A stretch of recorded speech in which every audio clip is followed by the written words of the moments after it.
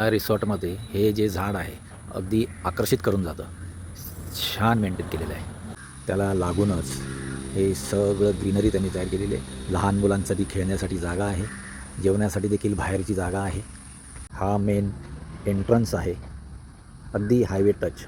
Entry केल्यानंतर हे पूर्ण मोकळं पटांगण आहे. छान अगदी.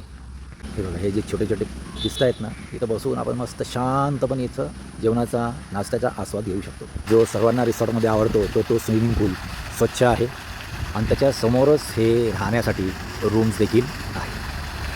हे इथं खालच्या बाजूला किचन आहे, खाली रेस्टॉरंट देखील आहे, वरतीसुद्धा तुम्ही बसून पार्टी वगैरे करू शकतात.